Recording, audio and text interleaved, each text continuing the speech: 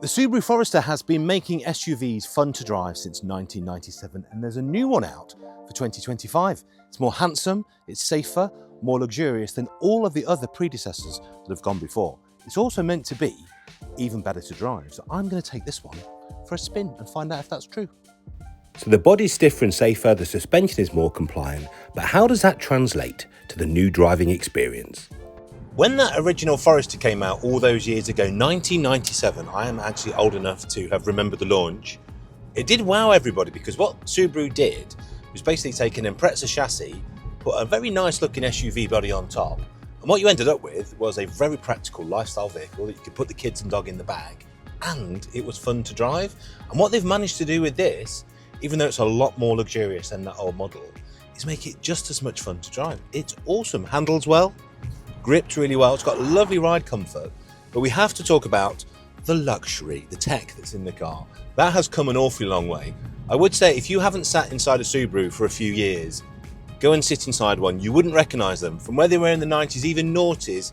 Cabin plastics, how soft everything is, how beautifully made everything is, the stitching, the leather, the suede that's in this one being the Touring, the top spec.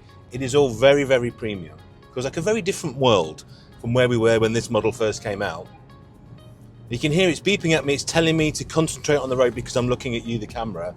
This has the advanced eyesight system, so this looks ahead. It's got a monocular camera and a binocular camera, so it can see bikes, pedestrians. It will do all sorts of things to keep you out of trouble, but you can turn that off and just concentrate on the driving.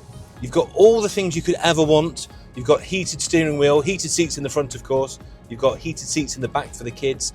Every single USB, C, D, E, F, even probably letters they haven't thought of yet, you've got those as well. This enormous 11.6 inch touchscreen, which has got Apple CarPlay on it. It's just a lovely place to be. I say if you've got kids in the back, they will be very happy. If you pull down those rear seats, you've effectively got a van with a very, very high roofline in the back. That's the beauty of a boxy SUV. Tons and tons of room. But let's put it into sports mode and have a bit of fun.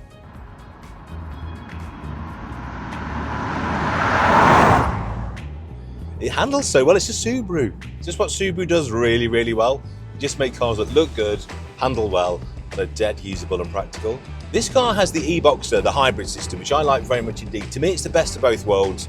I don't think I'm ready personally for a full EV yet, because I do crazy mileage and I never know where I'm going to fill up. This is great because I can fill it up on a super leaded pump, and it will run the motor when it needs to, it will run the electric motor when it needs to, and they work in perfect harmony. It just means I get better MPG. It pulls off on the motor, the electric motor, you can see that, and it goes on overrunning traffic at slow speed, you can hear it humming along. And what that does is improve MPG, makes it cheaper to run.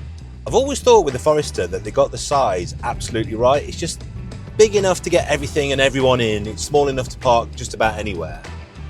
They've got the look right, they've got the handling right, they've got the ride absolutely beautiful. That new rigid body shell really does make the suspension work more effectively.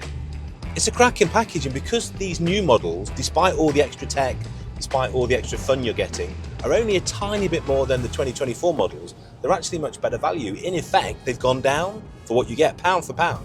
You're getting more car for your money. Well, I'm genuinely impressed.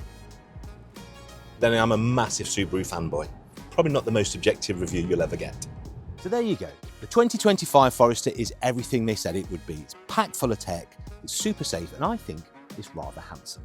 So go and get a test drive for yourself at your local Subaru dealer. See what you make of it.